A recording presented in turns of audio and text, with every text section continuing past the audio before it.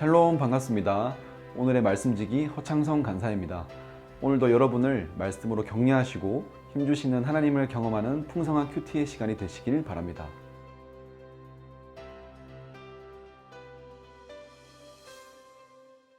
오늘 본문은 크게 두 가지를 이야기합니다. 8절에서 13절까지는 집사의 자격에 대해, 그리고 14절에서 16절까지는 바울이 디모데에게 편지를 쓴 목적에 대해 말합니다.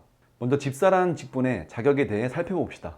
우리는 흔히 교회에서 결혼을 하시거나 나이가 조금 있는 분들을 향해 집사님이라는 호칭을 사용합니다. 그런데 집사라는 본래 단어의 뜻은 섬기는 자로서, 집사는 교회 행정과 재정을 맡은 직분으로 감독이 기도한 일과 말씀을 증거한 일에 전념하도록 도움을 주며 교회를 섬기는 직분입니다.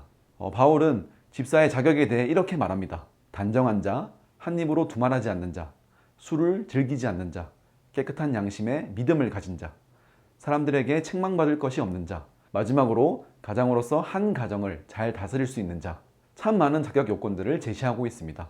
그만큼 집사라는 직분은 굉장히 중요했습니다.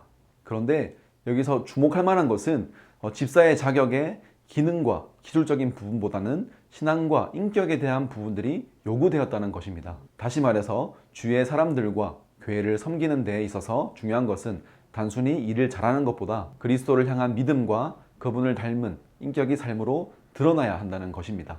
우리는 다른 사람들과 교회를 섬기며 우리의 믿음이 더욱 견고해지는 것을 경험하는데요. 자신에게 맡겨진 직분을 감당하다 보면 단순히 기능적인 영역에 치우쳐 섬길 때가 많은 것 같습니다. 그러나 오늘의 말씀처럼 그리스도를 닮은 인격과 믿음이 바탕이 되어 맡겨진 삶을 충성스레 살아가는 여러분이 되시길 소망합니다. 그리고 두 번째는 바울이 디모데에게 편지를 쓴 목적입니다. 14, 15절의 말씀을 보면 디모데가 있는 에베소로 당장이라도 달려가고픈 바울의 마음이 느껴집니다. 바울은 디모데를 만나 꼭 전해주고 싶은 이야기가 있었습니다.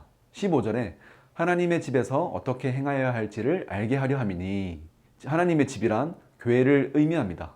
즉 디모데가 섬기고 있는 교회를 어떻게 목양해야 할지를 교훈해 주기 위해 이 편지를 썼습니다. 디모데는 정통 유대인도 아니었고 목회를 감당하기에는 나이도 어렸기에 교회를 목양하는 것이 쉽지 않았습니다. 그런 디모데에게 교회의 출발점이 되시는 분, 경건의 비밀이 되시는 분에 대해 16절을 통해 말하고 있습니다. 16절에 그는 육신으로 나타나신 바 되시고 영으로 의롭다 하심을 받으시고 천사들에게 보이시고 만국에서 전파되시고 세상에서 믿음 바 되시고 영광 가운데 올려지셨느니라. 아멘. 이 말씀에서 가리키고 있는 분은 누구십니까? 바로 예수 그리스도이십니다. 사도 바울은 디모데에게 교회를 세우는 것에 있어 가장 중요한 것은 예수 그리스도를 체험하는 경건의 비밀이라는 것을 알려주고 싶었습니다.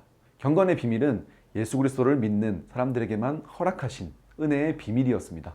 우리도 디모데와 같이 교회를 세우는 자들입니다. 캠퍼스 안에서의 교회, 가정의 교회, 내 마음의 교회를 세우는 자들입니다. 우리 또한 사도 바울의 말을 기억했으면 좋겠습니다. 교회를 세울 때 가장 중요한 것은 예수 그리스도를 체험하는 경건의 비밀입니다.